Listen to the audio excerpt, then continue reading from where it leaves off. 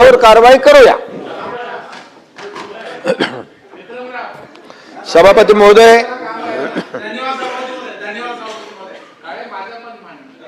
अंतिम आठवडा प्रस्तावावरील चर्चेमध्ये अनेक सदस्यांनी आपले मुद्दे मांडलेले आहेत।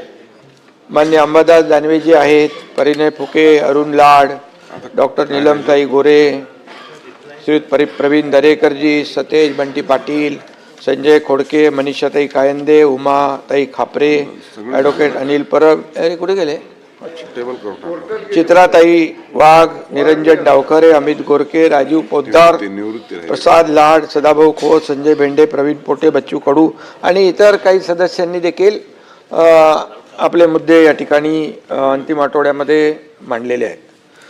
मी त्या सगळ्यांना आणि अनेक सूचनाही केल्या त्यांनी चांगल्या, आणि काही मुद्देही मांडले, त्याचा मी उत्तरात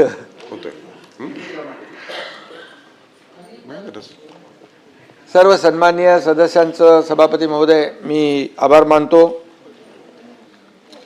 परंतु सगळी एकंदरीत चर्चा बघितली अंबादासजी, तर खऱ्या अर्थाने हे अधिवेशन जे असतं लोकांच्या प्रश्नांना वाचा फोडण्यासाठी, न्याय मिळवून देण्यासाठी भाई असतं, परंतु इकडे सभागृहामध्ये चर्चा कमी आणि बाहेर पायऱ्यांवर मीडियासमोर रोज आपलं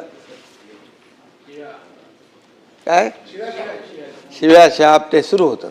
ठीक आहे, 4 वर्षापासून ते आम्ही ऐकतोय, परंतु विरोधक आता काय त्याच्यामध्ये मी तसं काय वाईट कोणाला बोलत नाही, माझा तो स्वभाव नाही आहे, परंतु गोंधळलेला आणि भरकटलेला असा विरोधी पक्ष या ठिकाणी पाहायला मिळाला सभागृहामध्ये।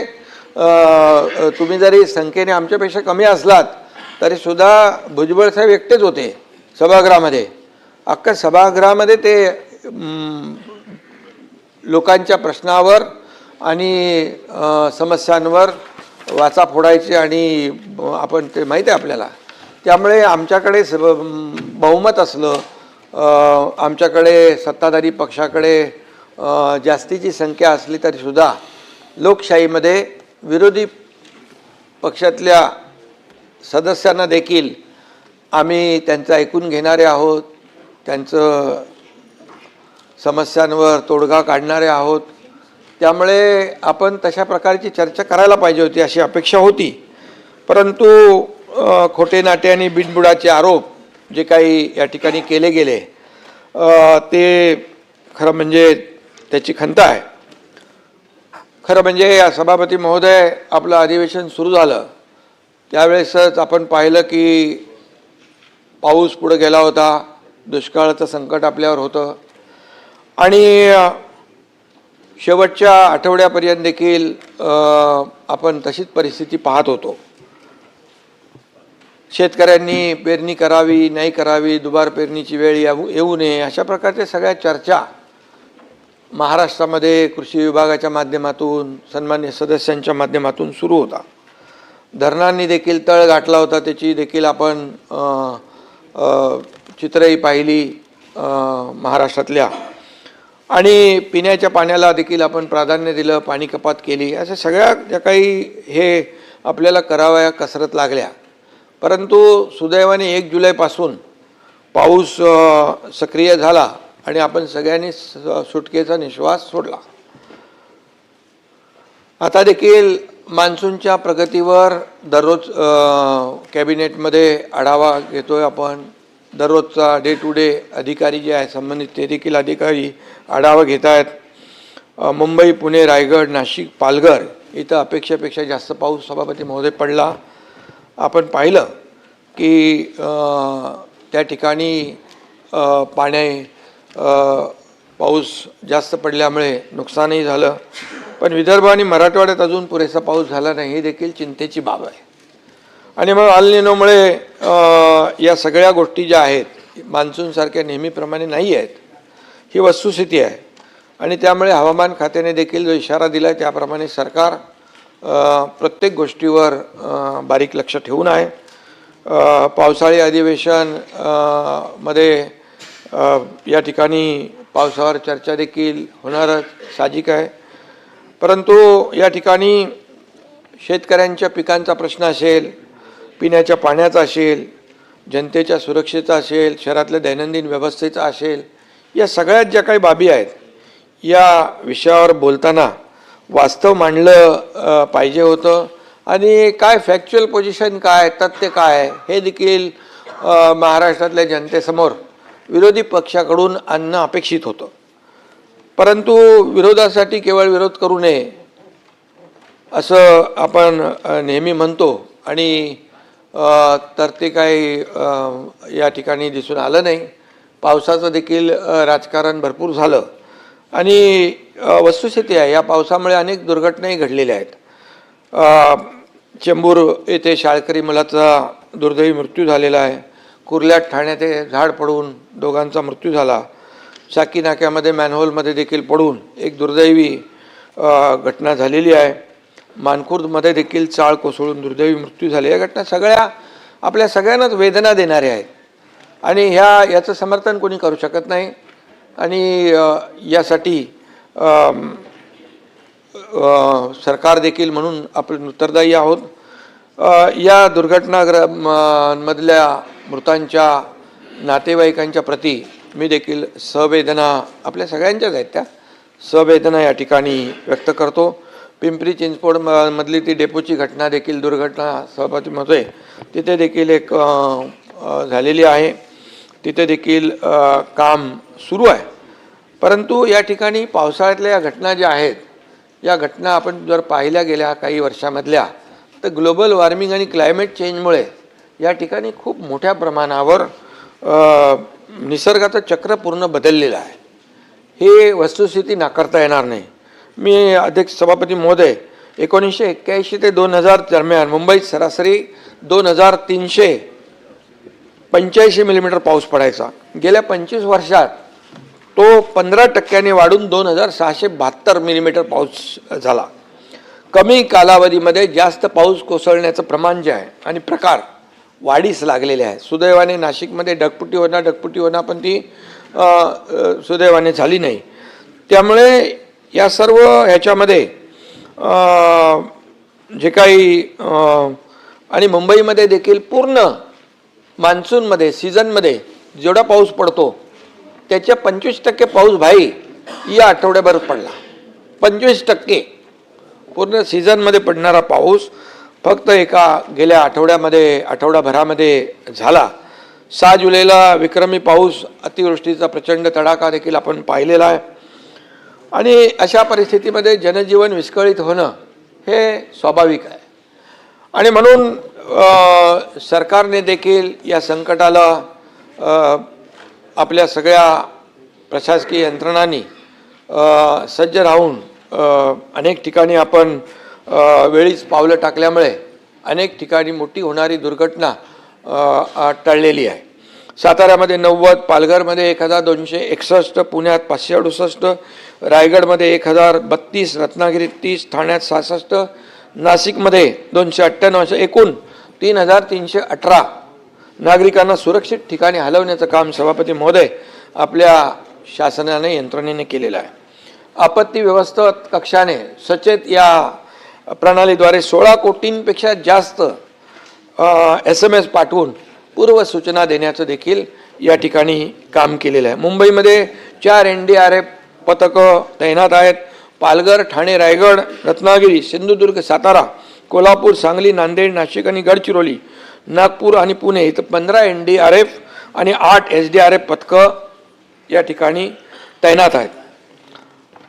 अनेक लोकांनी अनेक प्रश्न या ठिकाणी उपस्थित केलेले आहेत की एवढं सगळं होऊन देखील आपण सरकारने काय केलं पण सरकारने काय केलं ते मला सांगण्याची आवश्यकता आहे. आणि त्याचबरोबर आषाढी वारी सुरू होते. आपले लाडके वारकरी देखील त्यांचे पावसामुळे हाल झालेले आहेत. ही वस्तुस्थिती आहे. पूर आणि मुसळधार पावसामुळे आळंदी येथे रस्ते, पाणीपुरवठा योजना, पथदिवे सगळंच स्वच्छतागृह वाहून गेली. भाई ताबडतोब मला जेव्हा माहिती मिळाली तर ते नगरविकास विभागाच्या अंतर्गत ती नगर परिषद आहे, ताबडतोब त्या CO आणि कलेक्टरनी सांगितल्यानंतर 10 कोटी रुपयांचा तात्काळ त्यांना निधी आपण रिलीज केला. बोले अत्यावश्यक बाबी आहे आणि तिथं आपले सगळे वारकरी आहेत त्यांची गैरसोय होऊ नये म्हणून ती कामं युद्ध पातळीवर त्या ठिकाणी सुरू झालेली आहेत. आणि म्हणून त्यांच्या आपण म्हणतो आळंदीशी जाऊ ज्ञानेश्वर पाहू तेने सुखे राहू सर्व काळ असं म्हणून आळंदीत येणाऱ्या आपल्या लाडक्या वारकऱ्यांच्या वाटेतली सगळी विघ्न दूर करणं हे सरकारचं काम आहे, सरकारची जबाबदारी आहे. आणि म्हणून सरकार जबाबदारीपासून कुठंही बाजूला जाऊ शकत नाही, कारण सरकार हे सगळी विघ्न दूर करण्यासाठी कटिबद्ध आहे. आषाढीच्या दिवशी चंद्रभागेच्या तीरावर वारकऱ्यांचा महासागर उसळतो. वारीच्या या मार्गावर पंढरपुरात लाडक्या वारकऱ्यांसाठी आपण चोख व्यवस्था केली. आरोग्यमंत्री पण जाऊन आले तिकडे पंढरपूरला आणि त्या ठिकाणची व्यवस्था पाहिली आपण. तर तिथे ICU देखील सुविधा ठेवतो आणि छोटी हॉस्पिटल्स ICU अगदी चंद्रभागेच्या आपल्या त्या सगळ्या पटांगणामध्ये देखील मी स्वतः दरवर्षी तिकडे अगोदर जातो तयारी नियोजन पाहण्यासाठी. तर मोबाईल टॉयलेट असतील बाकी सगळं व्यवस्था स्वच्छता याबरोबर ICU देखील त्या ठिकाणी तयार केले जातात. आणि आता आरोग्यमंत्री जाऊन आले, त्यांनी यावेळेस एअर ॲम्ब्युलन्स देखील त्या ठिकाणी यावर वेळेस दुर्घटना होऊ नये परंतु आपली तजवीज नियोजन ठेवलेलं. आता परिवहन मंत्री देखील रविवारी जाणार आहेत, काय 5,500 गाड्या बसेस त्या ठिकाणी वारीसाठी सोडत आहेत. त्यामुळे कुठेही वारकऱ्यांना जे काही आपण दरवर्षी नियोजन करतो टोलमाफीचा निर्णय देखील आपण त्यांना घेतलेला आहे. आणि म्हणून ह्या सगळ्या ज्या आहे कुठेही सरकार कुठं कमी पडणार नाही. आणि त्याचबरोबर सभापती महोदय, राज्यातल्या काही भागांमध्ये सरासरीपेक्षा देखील पाऊस कमी पडलेला आहे, ही वस्तुस्थिती आहे. खानदेश, मध्य महाराष्ट्र, पश्चिम विदर्भ, मराठवाड्यात ही परिस्थिती आहे. ही पुढील 10 दिवस हीच स्थिती राहण्याचा अंदाज आहे. त्यामुळे शेतकऱ्यांनी काही ठिकाणी पेरणी केलेली आहे आणि जवळपास 50-55% पेरणी झालेली आहे. आणि त्यामुळे शेतकऱ्यांची चिंता साहजिक आहे. परंतु शेतकऱ्यांना आपण नेहमी शेतकऱ्यांचं सरकार म्हणतो, शेतकऱ्यांनी चिंता करू नये, शेतकऱ्यांना वाऱ्यावर सोडणार नाही असं नेहमी आपण सांगत असतो. पण जेव्हा जेव्हा संकट येतं त्यावेळेस सरकार शेतकऱ्यांच्या मागं उभं राहतं हे आपण पाहतोय. मला आठवतं आहे या ठिकाणी की जेव्हा मी मुख्यमंत्री होतो त्यावेळेस सुरुवातीला NDRFच्या नियमाप्रमाणे आपण पैसे देत होतो. दादा बरोबर आहे ना? NDRFच्या पण दुप्पट केले, 2 हेक्टरचं लिमिट 3 हेक्टर केलं. सततच्या पावसामुळे नुकसान मिळत नव्हतं ते आपण सुरू केलं. गोगलगाईने झालेलं नुकसान देखील आपण देऊ लागलो आणि त्यामुळे शेतकऱ्यांना या ठिकाणी आणि ते आता तसं सुरू आहे. आता देखील आपण जे आम्ही कर्ज 2 लाखापर्यंत कर्ज माफ करण्याचा निर्णय घेतला. बच्चूभाऊ इकडे आहेत, मोठा मोर्चा घेऊन आले होते ते मुख्यमंत्री देवेंद्रजींनी.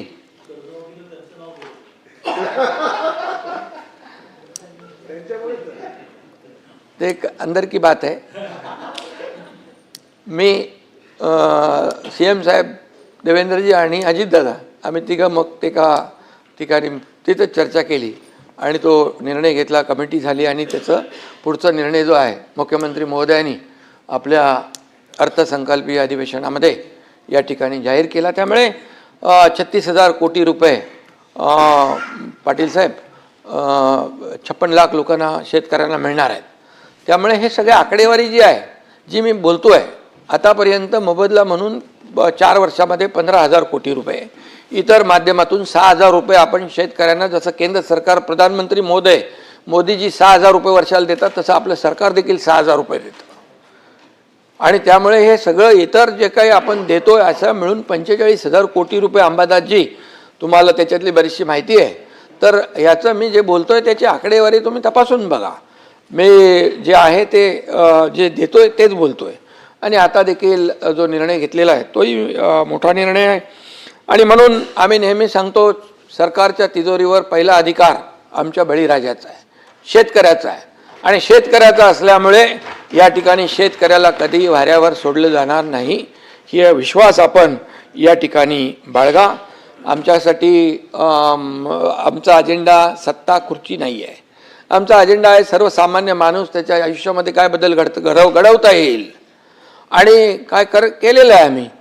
आज महाराष्ट्रामध्ये मी पुढे येतो त्याच्यावर.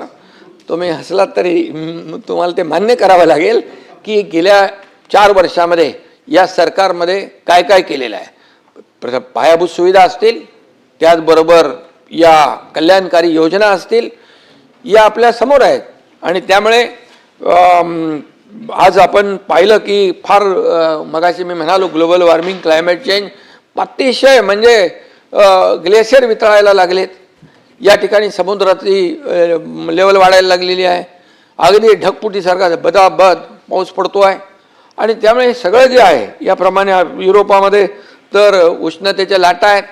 मध्ये ते टी व्हीत बघितलं ते रेल्वेचे रूळ असे वाकडे तिकडे झालेले आहेत. एवढं प्रचंड जे आहे सभापती महोदय, हे जो काही निसर्गाचा लहरीपणा आहे त्याचा आपला अंदाज घेऊनच आपल्याला या सर्व पुढच्या बाबी ज्या नियोजन आहे ते आपल्याला केलं पाहिजे. परंतु अंबादासजी, यामध्ये मी आपल्याला सांगतो, हे जे निसर्ग आहे आणि निसर्ग जो आहे त्याच्यासमोर आपल्याला आपण किती काय केलं तरी सुद्धा आपण टेंगणे आहोत. परंतु निसर्गाचा तडाखा कमी जाणवेल, जीवितहानी कमी होईल, यासाठी आपला प्रयत्न असला पाहिजे आणि तो केला आहे. परंतु काही जसं पावसामध्ये बेडकं डराव करतात तसं राजकीय बेडकं देखील डराव करायला लागले. आणि 25 वर्ष या मुंबई महापालिकेमध्ये मिलिंद जी आहे तिकडं 25 वर्ष मुंबई महापालिकेमध्ये सत्ता असताना या ठिकाणी काय परिस्थिती होती आपल्याला माहीत आहे. आपण सगळे साक्षीदार आहोत. आणि मी काय खोटं बोलणार नाही, मी का कोणावर म्हणजे चुकीच्या पद्धतीने हे करणार नाही. तर दररोज या मुंबईच्या बद्दल, महाराष्ट्राच्या बद्दल जे रोज बाहेर ऐकतोय, सभागृहामध्ये खाली ऐकतोय, इथे ऐकतोय, ज्या टीका ज्या पद्धतीने करतायत त्या तथ्य तर असलं पाहिजे, खरं तर असलं पाहिजे. आमची एवढीच माफक अपेक्षा आहे. आणि म्हणून काय झालं तुम्हाला माहीत आहे यापूर्वी देखील. आता मी ते राजकारणामध्ये जाऊ इच्छित नाही, परंतु एक उदाहरण मी मिलिंदजी तुम्हाला सांगू इच्छितो. तुम्हाला माहीत आहे, तुम्ही साक्षीदार आहेत. 26 जुलै 2005ला ते अतिवृष्टीचं दृश्य आठवा. या ठिकाणी बाळासाहेबांच्या बद्दल कोणतरी बोलत होते इकडे. अरे बाळासाहेबांना एकटे सोडून 5 स्टार हॉटेलला कोण गेलं सांगा बरं.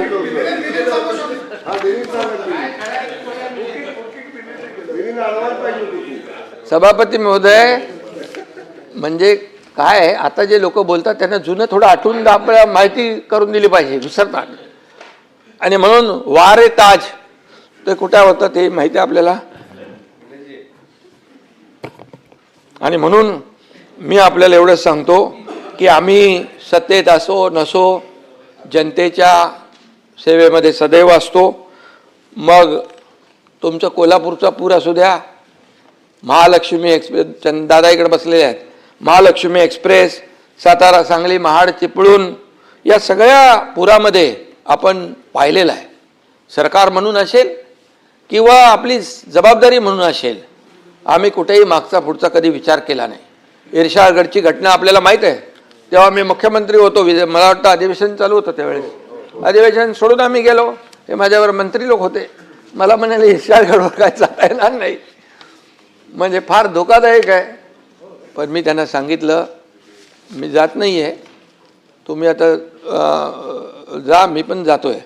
परंतु मी आपल्याला सांगतो, मी SP आणि कलेक्टरच्या गाडीमध्ये आम्ही तिघंच निघालो आणि तिघं सभापतीमध्ये इर्शाळवाडीत पोचलो. आम्ही तिकडे गिरीश महाजन पण वरती होते, ते सारखे सांगत होते इकडे येऊ नका, भयानक रस्ता असा आहे तसा आहे, हे सगळं सांगत होते. ते म्हणजे काळजीपोटी सांगत होते. परंतु आपल्याला मी सांगतो मी का गेलो भाई, त्या ठिकाणी आपले NDRF, आपले अग्निशामक दलाचे जवान, एक अग्निशामक दलाचा जवान जो जात होता हार्ट अटॅकने त्याचा मृत्यू झाला. आणि तिथं मोठ्या प्रमाणावर ढिगारा उपसायचा होता, पाऊस होता, वादळ होता, तिथे धुकं होतं, कसं काम करणार ते लोक? मग जिथं जी टीम काम करत होती तिथं टीम म्हणजे सिडकोची टीम होती, इतर आपल्या डिपार्टमेंटची टीम होती, जिथे 500 लोक होते तिथे आम्ही 5000 लोक होते, तिथं मॅन्युअली करायचं होतं. तिथं काय मशीन नाही चालत ना काय चालत नाही. तिथली गेल्यानंतर परिस्थिती भयानक होती. एकीकडे जे मृत्यू झाले होते त्यांना खाली आणू शकत नाही, तिथंच खड्डे खणत होते त्यांचा तो विधी करण्यासाठी. अशा ठिकाणी देखील आम्ही गेलो. सांगण्याचा उद्देश असा आहे, तुम्ही लोक पण सगळं आपण एकच आहोत. तुम्ही पण कुठे दुर्घटना झाली तर जाता, धावून जाता, तिथं मदत करता लोकांना. परंतु या ठिकाणी काही करत नाही, सरकारने काही केलं नाही, सरकार उदासीन आहे, सरकारने वाऱ्यावर सोडलं हे बोलता कामा नये. आणि म्हणून या ठिकाणी आम्ही देखील, मी हॉस्पिटलमध्ये होतो, तिथून माझं काम चालू होतं, फोन करणं, हे करणं, ते करणं. कुठं मुख्यमंत्री महोदय देखील आपल्या वॉर रूममध्ये होते, तिथून पूर्ण महाराष्ट्रामध्ये कुठे काय चाललं आहे, आमचे मंत्री सगळे होते. सगळे मंत्री जिथं जिथं पालकमंत्री सगळे असतील, मंत्री असतील, आपापली जबाबदारी पार पाडत होते, घरी बसले नव्हते. फेसबुक लाईव्हवाले आम्ही नाही, फेस टू फेसवाले आहे, फील्डवर काम करणारे लोक आम्ही आहोत. आणि म्हणून या ठिकाणी खोटी सहानुभूती दाखवणारे आम्ही नाही आहे. आणि म्हणून सभापती महोदय, या ठिकाणी 25 वर्षामध्ये या मुंबई महापालिकेमध्ये काय परिस्थिती झाली आपण पाहिलेलं आहे, आणि त्याचीच फळं आज आपण भोगतोय. जी कामं 25 वर्षापूर्वी व्हायला पाहिजे ती, मी मुख्यमंत्री झाल्यानंतर पहिलं त्याचं काही निर्णय STP साधे नव्हते. मिलिंदजी बरोबर आहे, 7 STP सुरुवात केली आपण. असंच पाणी वाहत होतं बंटीजी, प्रदूषित पाणी समुद्रात. तिथं आता STPचं काम 1-1.5 वर्षामध्ये STP तयार होतील. समुद्रामध्ये जाणारा प्रत्येक थेंब हा ट्रीटमेंट होऊन जाणार आहे. हे का करू शकले नाहीत? आज खड्ड्यांचा प्रवास का केला 25 वर्ष लोकांनी? का अपघात झाले, का मृत्यू झाले, याचा लेखाजोखा कोण मांडणार, याचा हिशोब कोण देणार? आणि म्हणून कॉन्क्रीटचे रस्ते देखील आम्ही या ठिकाणी केलेले आहेत. मिठी नदीच्या गाळामधलं मिठी नदी तर एकदमच फेमस आहे, आणि त्याच्यामध्ये देखील करोडो रुपये गेले गाळामध्ये. पण ते काय मिठी नदी आता ती आपण साफ करतोय. आणि म्हणत ते काय कोण तो काय दिनू काय कोण आहे, हा गणपती बाप्पा मोर्या बोलायचं नाही, काम द्यायचं दिनू मोर्याला. आता दिनू कहा गया पता नाही मिळाला. आणि सभापती महोदय, सांगण्याचं तात्पर्य आहे की जे आता दोष देत आहेत याच्या पाठीमागे जबाबदार कोण? आणि म्हणून सभापती महोदय, महाराष्ट्र कर्नाटक सीमेवर देखील अनेक मराठी बांधवांनी आपलं रक्त सांडलं. याच कर्नाटकच्या महाराष्ट्रद्रोही परवा सीमावासी आले होते, आपण होते ना, सीमावासी आले, काय व्यथा सांगत होते? झोडपतात, बोर्ड लावून देत नाही, मराठी कागदपत्र देत नाहीत, कोणाला येऊन देत नाहीत. काय चाललंय? अरे मंत्र्याला पण येऊन देत नाही. हे काय पाकिस्तान आहे? हा देशाचा एक भूभाग आहे. आणि अशा प्रकारचं त्या ठिकाणी हे करतात. तर त्या महाराष्ट्रद्रोही मुख्यमंत्र्यांना बोलवून त्याला शाल आणि बुके देण्याचं पाप कुणी केलं? त्याचे फोटो आलेत. आणि म्हणून हे जे काय यांची, बाळासाहेब असते तर असं केलं असतं का? का सुनील शिंदेजी, बाळासाहेब असते तर असं केलं नसतं. आणि म्हणून नाही तो कसं. आणि म्हणून परवा सीमा प्रश्नी बैठक झाली, त्या ठिकाणी तुम्ही वैयक्तिक कोणी आपल्याला घेऊ नका आपल्यावर. अरे समोर तुम्ही आहात तर तुमच्याशी बोलणार ना. इथे काय विरोधी, काय शत्रू थोडे आपण. त्यामुळे सभागृहामध्ये आपण लोकांच्या सेवेसाठी आलेलो आहोत, जनतेच्या सेवेसाठी आलो. या ठिकाणी सीमा प्रश्नाच्या बैठकीनंतर पवार साहेब खाली जाता जाता तिकडे आले. त्यांना कोणाशी, त्यांच्या लोकांशी बोलायचं होतं. माझ्या दालनामध्ये आले आणि मी वरती कॅबिनेटला होतो. मला माहीत पडलं तिकडे पवार साहेब आलेत. आता ज्येष्ठ नेते पवार साहेब आता आपले तिकडे बसले दालनात. मी ताबडतोब गेलो. त्यांना आपली संस्कृती आहे, शाल श्रीफळ दिलं. अरे काय किती मिरच्या, किती पोटदुखी, किती मळमळ, किती जळजळ, काय? अरे काय मी जल्लोषील चालणार नाही, जमाल गोटा पाहिजे. आरोग्य मंत्री हे बघ, तुझं आता काय एवढं, आता इतक्या वर्ष 4 वर्ष झालेत, ते काहीतरी द्या त्यांना इलाज. 50 वेळा सभापती महोदय मुख्यमंत्री देवेंद्रजींकडून जाऊन त्यांना बुके देऊन लोटांगण घालून सगळं भेटतात. आम्ही कधी देवेंद्रजींनाही विचारलं नाही आणि देवेंद्रजींनी देखील मला विचारलं नाही. आमच्या दोघांना एकमेकावर विश्वास आहे. अरे जे लोक जे अशा पद्धतीने काही विचार करतात ते स्वतःची फसगत करतायत. आणि म्हणून आपल्याला मी सांगतो, पवार साहेब एक ज्येष्ठ नेते आहेत. आमची संस्कृती आहे, महाराष्ट्राची परंपरा आहे. ही विकृती कसली आहे? काय घाणेरडं, ही आपली संस्कार परंपरा आहे. किती खालच्या थरावर बोलणार तुम्ही, किती खालच्या थरावर, जेवढे खालच्या थरावर बोलाल तेवढे खाली खाली खाली खाली खड्ड्यात उतरत जाणार. आणि म्हणून आपलाच खड्डा होताय.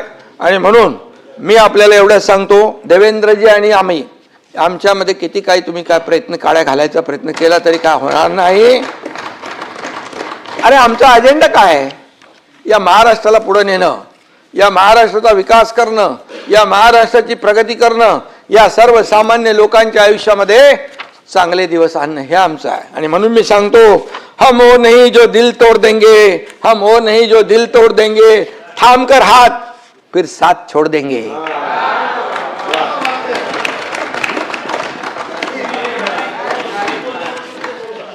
पानी की तरह ये दोस्ती हमारी, पानी की तरह दोस्ती हमारी, कोई कितना भी चाहे हम जुदा नहीं होंगे.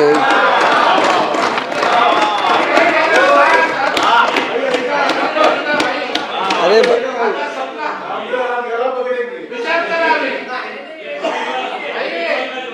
काही लोक आहेत ना, मनामध्ये त्यांच्या उकळ्या फुटतात.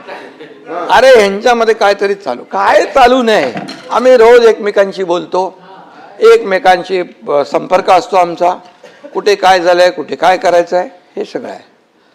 आमचा अजेंडा स्वार्थ नाही, आमचा अजेंडा परमार्थ आहे.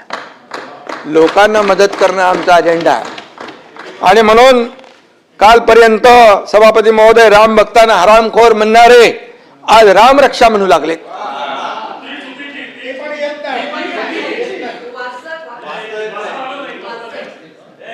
श्रीकांतनी एका दमात बोलून टाकलं होतं हनुमान चालीसा, सत्ता असताना दाम आणि सत्ता गेली की राम.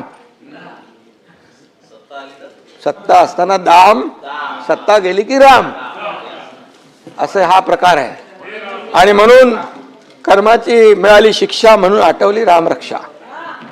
आता तुम्ही काय करणार सभापती महोदय? काहींनी नवा शोध लावलाय की हनुमानाने मशालीने लंका जाळली. हनुमानाने भाई मशालीने लंका जाळली. त्यांच्या पक्षाची निशाणी जर लायटर असती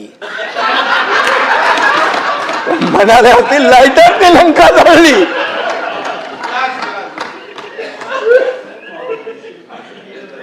अरे तुम्ही महाविकास आघाडीचे पाटील साहेब सांगा तरी. आता रामानंद सागरला परत ते रामायण सांगायला लावू का? अरे याच्यामध्ये अंबादास एकदम त्याला पूर्ण इतिहास माहित आहे. आणि म्हणून काय बोलतील याचा नेम नाही. आणि मी नेहमी सांगतो, जो राम का नहीं वो किसी काम का नहीं. आता त्यांना कळलंय आणि म्हणून ही उपरती सुचलेली आहे. आणि म्हणून हनुमान चालीसा म्हणणाऱ्या आमदार खासदारांना जेलमध्ये कोणी टाकलं? आणि म्हणून मी सांगतो, आपल्याला देखील नावं घेत नाही मी, तुम्हाला उगाच नोटीस बिटीस यायला नको. हा संध्याकाळी विचारलं होईल कसं नाव घेतलं तुमचं? नहीं, म्हणजे ऐसे लोगों से रखना दूरी जिनके मुंह में राम और बगल में छुरी. इसलिए मैं बता रहा हूं.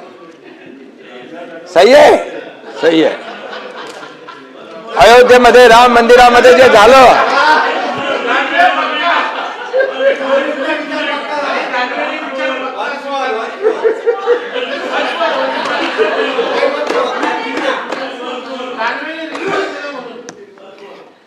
जाऊ दे. अयोध्येत राम मंदिरामध्ये जे झालं त्याचं कोणी समर्थन करू शकत नाही. राम भक्तांना अतिशय वेदना झालेल्या आहेत आणि यावर कठोर चौकशी, कठोर कारवाई होते. मोदीजी आणि योगीजी कुणालाही सोडणार नाहीत. ते जेलमध्ये तुरुंगात खडी फोडायला पाठवल्याशिवाय राहणार नाही. परंतु मी आपल्याला आठवण करू देऊ इच्छितोय की जे टीका करतायत त्यांच्या सहकाऱ्यांनी सिद्धिविनायकाच्या मंदिरामध्ये दानपेटी लुटण्याचं पाप केलं. तेव्हा चौकशीचे आदेश का दिले नाहीत? का दिले नाहीत? मी बोलतोय त्याच्यावर पुरावा म्हणून बोलतोय. हे बघा, हे बघा, सिद्धिविनायक मंदिरात अनागोंदी कारभार आणि याच्यामध्ये म्हटलंय सिद्धिविनायकाला धोके आणि तिकडे खोके. ते मी नाव घेत नाही. हे बघा, ही बातमी आहे, हे मी बोलत नाही आहे. मनसेचे किल्लेदार यांनी प्रेस कॉन्फरन्स घेऊन हे त्यावेळेस हे केलेलं आहे. ही वस्तुस्थिती आहे, मी खोटं बोलणार नाही. आणि सिद्धिविनायकाच्या दानपेटीवर डल्ला मारणं हे आपलं हिंदुत्व आहे का? सावरकर यांना माफीवीर म्हणणाऱ्यांच्या मांडीवर बसणं हे आपलं हिंदुत्व आहे का? बाळासाहेबांचे विचार तोडून मोडून टाकणे हे आपलं हिंदुत्व आहे का? साधूंची हत्या झाली तेव्हा मूग गिळून बसणं हे आपलं हिंदुत्व आहे का? मतांसाठी दहशतवाद्यांना प्रचार सभेत फिरवणं हे आपलं हिंदुत्व आहे का? निवडणुकीत पाकिस्तानचे झेंडे नाचवणं हे आपलं हिंदुत्व आहे का? अरे भाई, हा, मुंबईत पण मुंबईत झालंय. तो एक कुठला मजा हे होता तो, कुठली ती कोणाची ती होती ना, ती सजवली ती खबर नाही नाही, इथलं मुंबईमध्ये याकूब मेमन. आणि म्हणून मी एवढंच सांगतो, मतांसाठी एवढ्या खालच्या पातळीवर जाणं किती योग्य आहे? सभापती महोदय, इथं मतांसाठी जनाब बाळासाहेब ठाकरे असं लिहिलेलं कॅलेंडर तयार करून वाटण्याचं काम आणि त्याला समर्थन करण्याचं काम कुणी केलं असेल एवढ्या थराला? आणि तुम्ही काय आता हिंदुत्व आम्हाला शिकवताय? हिंदुत्व आम्हाला शिकवताय? विचारात हिंदुत्व या प्रभसे या, आचरणात हिंदुत्व, नमस्कार, संस्कारात हिंदुत्व, मगाशी तुमची आठवण काढली मी, श्वासात हिंदुत्व, हृदयात हिंदुत्व आणि रक्ताच्या कणाकणात हिंदुत्व. सभापती महोदय असावं लागतं. हिंदुत्व हे काय टी शर्ट आहे का बदलायला? कधी काढला कधी बदलला असं नाही होत. आणि म्हणून या ठिकाणी विधानसभेत देखील हिंदुत्व स्वीकारलं, हिंदुत्वावर बोललो, ही आमची चूक झाली असं म्हणणारे देखील या सभागृहाने पाहिलेले आहेत. त्यामुळे मी आपल्याला एवढंच सांगतो की आम्ही बाळासाहेबांचे विचार घेऊन पुढे चाललोय, त्याच्यामध्ये काही तडजोड नाही. आणि म्हणून जे आपण बोलतो त्याचं पुढं मागे वळून पाहिलं, आत्मपरीक्षण केलं तर नक्की या सगळ्या ज्या काही चुका आहेत ते आपल्या लक्षात येतील. सभापती महोदय, मिसिंग लिंकवर देखील खूप चर्चा या ठिकाणी झाली. अनेकांनी प्रश्न उपस्थित केले. काही लोक म्हणाले मिसिंग लिंक अख्खा कोसळला. काही लोक म्हणाले याच्यात एवढे पैसे खाल्ले. मी सांगतो, मिसिंग लिंक हा इंजिनिअरिंग मार्वल आहे.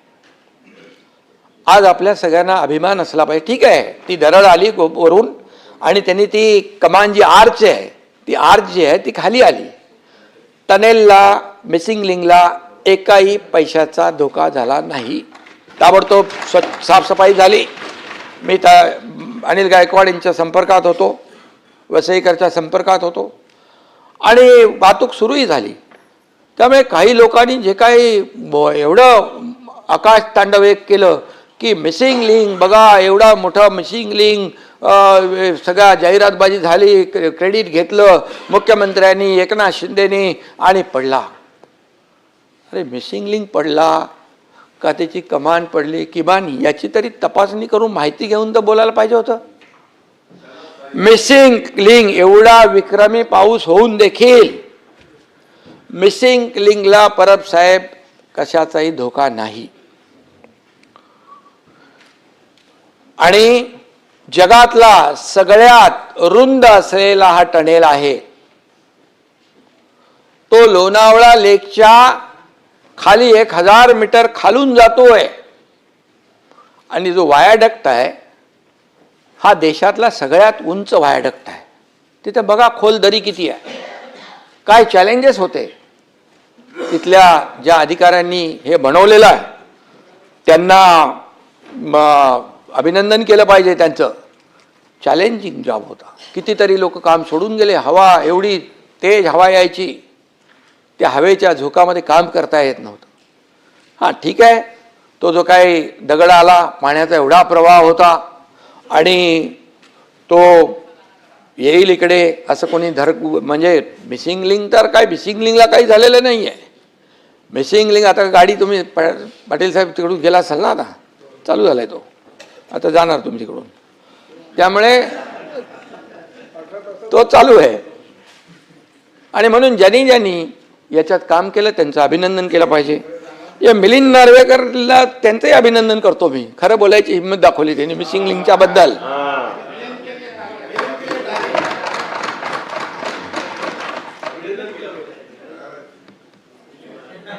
एक ध्यान में रखो, सत्य परेशान हो सकता है लेकिन सत्य पराजित नहीं हो सकता है. आणि म्हणून मी त्यांनी ट्विट केलं, पण काय लोक ट्विट करत होते, ठीक आहे. पण एक मी दुःख या गोष्टीचं आहे की हे जे काही आपल्या प्रकल्पांची बदनामी करणं, ही का आमची बदनामी नाही, सरकारची बदनामी नाही, मुख्यमंत्र्यांची बदनामी नाही आहे. परब साहेब, ही आपल्या राज्याची बदनामी आहे. आज या मिसिंग लिंकला पाहण्यासाठी देशातून नाही विदेशातून लोक येत आहेत. कसा हा मिसिंग लिंक झाला, कसा वायाडक्ट उभा राहिला. ठीक आहे, त्या पाणी आलं, फ्लो आला आणि त्याची कमान जी आहे ती बाहेर लावलेली आपण ते डेकोरेशन सारखं करतो, फसाड टाईप, ते खाली आले.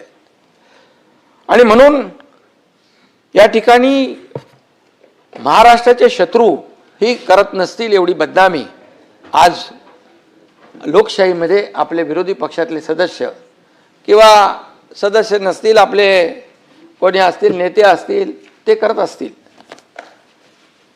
पण खऱ्या अर्थाने जे लोक महाराष्ट्राच्या प्रकल्पांची बदनामी करतायत त्यांना आपण काय म्हणणार. काही लोकांनी तर म्हणाले हे देशाचे शत्रू आहेत. मोदीजींच्या बद्दल जाऊन बाहेर प्रदेशामध्ये देशाची बदनामी करतात, आपल्या प्रधानमंत्र्यांची बदनामी करतात. आता इथं महाराष्ट्रामध्ये, राज्यामध्ये राहून महाराष्ट्राची बदनामी करणारे कोण? महाराष्ट्रद्रोही म्हणायचं आम्ही त्यांना? हे महाराष्ट्रद्रोहच होऊ शकतो. आणि म्हणून हे राज्याचे दुश्मन जे आहेत त्यांना माझं सांगणं आहे, तुम्हाला नाही, त्यांना माझं सांगणं आहे, कुठलाही प्रकल्प आपला जर झाला बदनाम तर ती महाराष्ट्राची बदनामी होते, कुठल्या पदाधिकाऱ्याची, मुख्यमंत्र्याची नाही ना, मंत्र्याची नाही.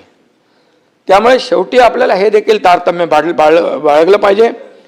परवा वायनाडमध्ये दुर्घटना घडली, दरड कोसळून 6 जणांचा दुर्दैवी मृत्यू झाला. त्याचं दुःख आम्हालाही आहे. बिलकुल कोणाचे मृत्यू होणं हे त्याच्या परिवाराला जे चटका बसतो, वेदना होतात, ते आपल्याला देखील संवेदनशील लोकांना व्हायलाच पाहिजे.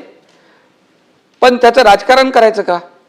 दरड कोसळली, तिथला खासदार, पुढे राज्य सरकार, त्याच्यावर कारवाई करा, त्याची बदनामी करा, असं आम्ही केलं नाही कुठं. सभापती महोदय, सतेज पाटील साहेबांनी मिसिंग लिंकसाठी 50% खर्च वाढ झाली असं आपण म्हणालात. डॉक्युमेंट ऑनलाईन आहेत की नाहीत हे आपण प्रश्न उपस्थित केलात. पण मी आपल्याला सांगतो, या प्रकल्पाची किंमत 6,695 कोटी रुपये, प्रत्यक्ष खर्च 7,189 कोटी रुपये, वाढ फक्त 7.26%, मंजूर रकमेच्या 10% देखील कमी. ही वस्तुस्थिती आहे, ही तपासून घ्या. लपाछपीचा काय विषय येत नाही. मी इथे सभागृहात बोललोय आणि मी इथे बोलल्यानंतर मी जे बोलेन ते तपासून घ्या. कागदपत्रे NIC पोर्टलवर उपलब्ध आहेत, ती देखील आपण पाहावीत, वाचावीत. हा प्रकल्प अत्यंत गुंतागुंतीचा, मी मगाशी म्हणालो, तांत्रिकदृष्ट्या अतिशय आव्हानात्मक आहे.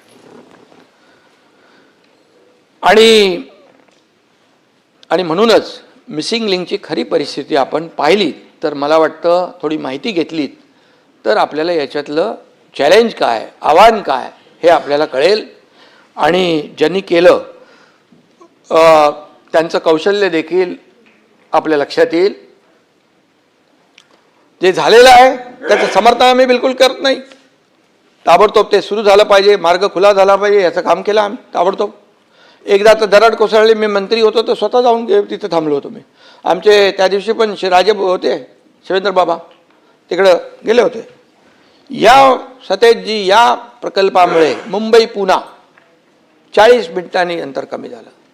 पुढचं सातारा, तुमचं कोल्हापूर, सगळंच. पश्चिम महाराष्ट्रामध्ये हा गेम चेंजर प्रकल्प आहे. दर दिवशी 1 कोटी रुपयाचं इंधन वाचतंय, प्रदूषण वाचतंय, वाहतूक कोंडी वाचते.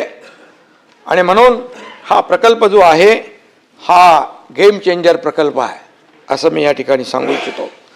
सभापती महोदय, हा रस्ता जो आहे मुंबई पुण्याचा, जेव्हा मुंबई पुणे हा द्रुतगती मार्ग झाला, गडकरी साहेबांनी केला त्यावेळेस, बाळासाहेबांच्या संकल्पनेतून, त्यावेळेस देशातला हा ॲक्सेस कंट्रोल पहिला रस्ता होता. आणि मुंबई पुणे हा ॲपडाऊन लोक रोज करू लागले. IT पार्क वाढले, सर्व्हिस इंडस्ट्री वाढली, मोबाईल इंडस्ट्री वाढली, तिकडे रिअल इस्टेट बूम झाला, किती प्रगती झाली. एक रस्ता काय करू शकतो. आणि आता या मिसिंग लिंकमुळे देखील त्याच्यामध्ये आणखी फायदा होईल आणि मग या सगळ्या क्षेत्राला त्याचा फायदा होईल. आणि म्हणून मी एवढंच सांगतो की ज्यांनी हे काम केलंय त्यांना सल्यूट केला पाहिजे. आणि ज्यांनी आरोप केलेत त्यांच्याबद्दल देखील मी एक सांगू इच्छितो की इल्ज़ाम लगाने से पहले आईना देखा होता, इल्ज़ाम लगाने से पहले आईना देखा होता, सच की रोशनी में अपना चेहरा भी नजर आया होता. सच्चाई बघा, सत्य बघा, पण डोळ्यावर टिकेची झापडं बांधल्यानंतर काय कळणार, काय कळणार. आणि म्हणून सत्सद विवेक बुद्धीची जी लिंक आहे तीच मिसिंग झाली तर आम्ही काय करू शकत नाही. कनेक्टिंग लिंक 24 तासात सुरू झाली, पण विरोध करणाऱ्यांची लिंक 24 वर्ष उघडते की नाही माहीत नाही. ठीक आहे, जाऊ द्या. मागे अटल सेतूच्या बाबतीमध्ये असंच केलं. अरे अटल सेतू उखडला उखडला उखडला उखडला. अरे जो तो चालला अटल सेतूवर सभापती महोदय फोटो काढायला, सेल्फी पॉइंट झालं तिकडं. काय होतं, सर्व्हिस अप्रोच रोडला एक भेग पडली होती. आज अटल सेतूवर जातोय ना आपण, सगळे जातोय आपण. आज अटल सेतूमुळे एअरपोर्ट, नव्या मुंबईचं एअरपोर्टला जाण्याचं अंतर किती वाचलं, किती फायदा झाला अटल सेतूमुळे. आणि या सगळ्या गोष्टी ह्या ज्या काही आपण केलेल्या आहेत, याचं जी कनेक्टिव्हिटी आपण केली आहे महाराष्ट्रामध्ये, त्याचं कौतुक करायचं तर जाऊ द्या, परंतु टीका तरी करू नका. खऱ्या अर्थाने या अटल सेतूवर परबसाहेब 30,000 पेक्षा जास्त वाहनं इथून ये जा करतायत आता. आणि अनेक देखील टीका झाल्या. मॅन्युअलमधून मगाशी मी चर्चा केली, मॅन्युअलमध्ये पडून मृत्यू झाला. 5 वर्षापूर्वी देखील डॉक्टर अमरापूरकरांचा असा दुर्दैवी मृत्यू झाला होता. एक डॉक्टर होते ते. या घटना सगळ्या दुःखदच आहेत, या वेदनादायीच आहेत. झाड पडून मृत्यू झाले पूर्वी, पण सगळा हिशोब आहे आमच्याकडे. पण या घटना टाळल्या कशा जातील याच्यावर आपण एकमताने विचार केला पाहिजे का त्याचं राजकारण करता कामा नये. मला त्याच्यावर काय राजकारण करायचं नाही आहे. कोणाच्या काळात किती झाडं पडली, कोणाच्या काळात किती मृत्यू झाले, ते काय मृत्यूचं राजकारण करणं सगळ्यात दुःखद आहे, सगळ्यात दुर्दैवी आहे. आणि म्हणून या दुर्घटनेचं राजकारण थांबवून संवेदना दाखवण्याची आवश्यकता आहे. रस्त्याच्या काँक्रिटीकरणामुळे झाडं पडली असे काही लोकांनी आरोप केलेला आहे. महापालिका आयुक्तांनी त्याचा खुलासा केलेला आहे.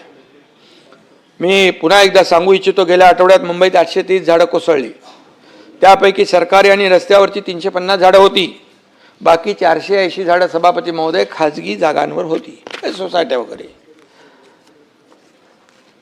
काँक्रिटीकरणाचा जो विषय आहे काही ठिकाणी नक्की असू शकतं, परंतु आपण जे आता काँक्रिटीकरण जे इतके वर्ष झालं नव्हतं, 2 फेजमध्ये 6,500 कोटीचं काँक्रिटीकरणाला मंजुरी दिली, त्याच्यामध्ये सॉकपीट देखील ठेवायला सांगितलेले आहेत. जी झाडं आहेत त्याच्या बाजूला आळं झालं पाहिजे, त्यातून माती असली पाहिजे, तिथून पाणी मुळापर्यंत गेलं पाहिजे. या सगळ्या गोष्टी ज्या आहेत त्या सांगितल्यात. आणि कुठे त्याची अंमलबजावणी होत नसेल तर बिलकुल आम्ही ते करू. आणि आता आपण पाहिलं की 80-90च्या स्पीडने वारे वाहत होते, त्यामुळे झाडं पडली, फांद्या पडल्या. ही वस्तुस्थिती आहे. 20 वर्षात पावसाचं गणितच बिघडून गेलेलं आहे. ज्या पद्धतीने पाऊस वाढला आहे त्या पद्धतीने आपण तशी योजनाही करतो आहे. मुंबई महापालिकेमध्ये पुराच्या नियंत्रणासाठी जे काही योजना केलेल्या आहेत, महापालिकेचे 547 पंप कार्यरत आहेत. MMRDA, रेल्वे आणि इतर यंत्रणा धरून 990 पंपांची व्यवस्था आहे. 6 मोठी pumping station, 10 mini pumping station कार्यरत आहेत. पावसाळ्यापूर्वी छोटे मोठे नाले आणि मिठी नदी नाल्याची सफाई जी आहे ती काय ती झाली, त्याच्यावर काही आरोप झाले. नाले सफाईत AI तंत्रज्ञान देखील वापरण्याचं काम केलं. पूर्वी गाळ न काढताच काय काय व्हायचं ते देखील त्याचे साक्षीदार आपण आहोत. AI तपासणीमुळे 2025 मध्ये कंत्राटदारांना 12.5 कोटी, तो अंबादाजी लिहून घ्या, आणि 2026 मध्ये 9,25,00,000चा दंड आकारण्यात आलेला आहे. आकडे व्हेरीफाय करा. पूर्वी कागदावर नाले सफाई व्हायची, तशी आता नाही होत. सर्वात महत्त्वाचं म्हणजे मुंबईच्या एकात्मिक पूर नियंत्रणासाठी स्वतंत्र प्रकल्प तयार करून केंद्र शासनाकडे तो पाठवला आहे. 13,000 कोटींच्या प्रकल्पाला केंद्र सरकारने तत्वतः मान्यता दिलेली आहे. यामुळे सभापती महोदय शहरातील 370 हॉटस्पॉट दूर होतील. सर्वात महत्त्वाचं म्हणजे ज्या ठिकाणी पाणी साचतं तिथं 30 मिनिटात निचरा होईल अशी व्यवस्था या ठिकाणी उभी राहील. आणि मुंबई पाण्याखाली जाऊच नये अशा प्रकारची भावना तुमची आमची सगळ्यांची आहे. अशी व्यवस्था आपण या ठिकाणी पुढच्या ह्या सगळ्या प्रकल्पांमध्ये आहे. मी एकच सांगतो की एवढ्या मोठ्या पावसात देखील मेट्रो, कुठली मेट्रो बंद झाली नाही. मेट्रो तपासून घ्या. आणि गेल्या पावसामध्ये जे काही अनुभव आले ते दुरुस्त केले यावेळेस. आणि पावसामुळे होणारं नुकसान हे कमी करण्याचा, त्याचा जो काही प्रभाव आहे तो कमी करण्याचा प्रयत्न BMC, मुंबई महापालिका, राज्य सरकार नेहमीच करते आहे. पण आता यापूर्वी फक्त मलमपट्टी व्हायची, आता मलमपट्टी नाही, कायमस्वरूपी त्याच्यावर तोडगा झाला पाहिजे, कायमस्वरूपी त्याच्यावर काम झालं पाहिजे. सभापती महोदय, मुंबईतील रस्त्यांची एकूण लांबी 2050 किलोमीटर आहे. मेगा CC रोड प्रकल्पाअंतर्गत आतापर्यंत 575 किलोमीटर काम पूर्ण झालं आहे. आजच्या घडीला मुंबईतले कॉन्क्रीट रस्त्यांची एकूण लांबी 1775 किलोमीटर आहे.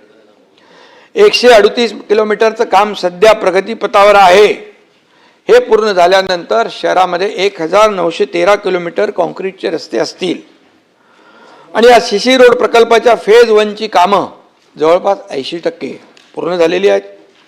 ती कामं डिसेंबर 2026 पर्यंत पूर्ण करण्याचं नियोजन आहे. काही बॅकलॉग असेल तो देखील भरून काढला जाईल. फेज 2 73% झाला आहे. ती मे 2027 पर्यंत पूर्ण होतील करण्याचं नियोजन आहे. कॉन्क्रिटीकरणामुळे सभापती महोदय दरवर्षी खड्डे दुरुस्तीवर होणारा खर्च कमी झाला आहे. 2018-19 मध्ये 243 कोटी खर्च होता खड्डे भरणीवर. 2024 मध्ये तो 164 कोटींवर आला. तर 2025 मध्ये तो 97 कोटींवर आलाय आणि 2026 मध्ये हा खर्च अंदाजे 45 कोटींवर येण्याचा अंदाज आहे. रस्त्यांची कामं पूर्ण झाल्यानंतर हा खर्च अगदी कमी होऊन जाईल. त्यानंतर पुढच्या 25 वर्ष तरी 20 ते 25 वर्ष या रस्त्यांना खड्डे पडणार नाहीत. या रस्त्यांवर दुरुस्तीला खर्च करावा लागणार नाही. ही वस्तुस्थिती आहे. आणि मग यापूर्वी आम्ही जे आता आरोप करतायत, मग यापूर्वी डांबरामध्ये दरवर्षी रिपेअरिंग करतात त्याच्यावरचा पण हिशोब काढलाय आम्ही. किती पैसे खर्च झाले. चहल यांना आम्ही बोलवलं, मी आणि देवेंद्रजी होतो. मी म्हणाल तुम्ही दरवर्षी हे खड्ड्यामध्ये किती पैसे खर्च करता, तर त्यांनी आम्हाला आकडे दिले. आतापर्यंत किती खर्च केले तेही आकडे दिले. मग याला का लोकांना त्रास देता, याला कायमस्वरूपी कॉन्क्रीटचा आपण का करत नाही, करू शकतो म्हणाले. आणि तेव्हाच आम्ही निर्णय घेतला की 2002 फेजमध्ये मुंबईतले सारे रस्ते कॉन्क्रीटचे करायचे. आणि मग हे डांबरीकरणामध्ये काळ्याचं पांढरं पांढऱ्याचं काळं हे करायचं काम आता बंद होईल. म्हणूनच आता ही टीका होती आहे. मुंबईकरांचा प्रवास सुकर झाला पाहिजे हे पाहण्याचं काम आम्ही करतोय. आणि म्हणूनच डांबर खाणाऱ्यांचं मी नाही म्हणणार, परंतु कॉन्क्रीटच्या रस्त्यामुळे पोटात दुखायला लागलेलं आहे. परंतु आज आमच्यावर ज्यांनी भ्रष्टाचाराचे आरोप केले, सरकारवर भ्रष्टाचाराचे आरोप केले, इथेही केले, बाहेर केले, सगळीकडे केले, पण कोविड सारख्या महामारीत देखील ज्यांनी फक्त पाकिटमारी केली ते कुणाचं काम आहे याचा निषेध करणार नाही आपण. कोविड रुग्णांची खिचडी खाल्ली, मापात पाप केलं, ऑक्सिजन मध्ये पैसे काढले, बॉडी बॅग मध्ये देखील पैसे काढले, कोविड सेंटर खोटी उभी केली, डॉक्टर काय bogus, doctor bogus, nurse bogus, patient bogus. नाही खिचडी तर मापात पाप केलं ते. ही वृत्ती काय भाई, ही वृत्ती काय, कशामध्ये पैसे घेतले पाहिजे. आणि म्हणून प्रत्येक कामात यांनी भ्रष्टाचार केला. कोविडमध्ये देखील या ठिकाणी अशा प्रकारची इथे जे चौकशी चालू आहे. आणि म्हणून कामामध्ये भ्रष्टाचार करणारे आता आमच्यावर भ्रष्टाचाराचा आरोप करतात. आणि बाळासाहेबांचं नाव घेता आम्ही बाळासाहेबांचे विचार पुढे नेतोय. बाळासाहेबांनी तर आरेला कार्य करायचं शिकवलं होतं, तर तुम्ही तर आरे कारशेडच बंद करून टाकलं. अरे ते कारशेड बंद झाल्यामुळे त्याचा 10,000 कोटी रुपये खर्च वाढला. कोण भरणार 10,000 कोटी. मेट्रो 3 यालाही स्थगिती द्यायला सांगितली होती. 10,000 कोटी मग आता कोण देणार आहे. कुठली प्रॉपर्टी मिलिंग जी कुठून, लंडन.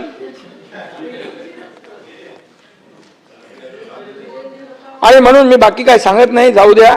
बात निकलेगी तो बहुत दूर तक जाएगी. बऱ्याचशा गोष्टी माहीत आहेत आमच्या. बघा संयम आहे. आम्ही तुम्ही 4 वर्ष शिव्या देत राहा, 4 वर्ष शिव्या देत. अरे खूप काय आमच्याकडे आहे, शिव्या देणार नाही आम्ही. आम्ही गायीच्या शापाने काय म्हणतो, कावळ्याच्या शापाने गाय मरत नाही. परंतु ही वस्तुस्थिती आम्हाला लोकांसमोर आणण्याला भाग पाडू नका बस. खूप माझ्याकडे सगळं आहे. आणि म्हणून मेट्रोचा प्रकल्पाचा फायदा लाखो लोक मुंबईकर घेत आहेत. 450 किलोमीटरपैकी 101 किलोमीटरचं नेटवर्क प्रवाशांच्या सेवेत दाखल झालेलं आहे. सभापती महोदय, ही महामुंबईची नवी लाईफलाईन आहे. आज फेजमध्ये आपण मेट्रो पूर्ण करतोय. मेट्रो 3 मधून देखील लाखो लोक प्रवास करत आहेत. मोदीजींनी त्याचं लोकार्पण केलं. अरे ज्याचं भूमिपूजन केलं त्याचं लोकार्पण देखील करण्याची हिंमत आम्ही केली. एवढ्या फास्ट प्रकल्प राबवले आणि तेव्हा आम्ही फक्त आणि फक्त या ठिकाणी लोकांची सेवा लक्षात ठेवली. दररोज तब्बल 10,22,000 प्रवासी AC मेट्रोने प्रवास करतायत. 10 लाख लोकांचा दररोज सरासरी 1 तास वाचतोय. तेवढा वेळ ते आपल्या कुटुंबाला देत आहेत, तेवढा वेळ अगोदर ते ऑफिसमध्ये जात आहेत, तेवढा वेळ इफिशियन्सीने काम करतायत.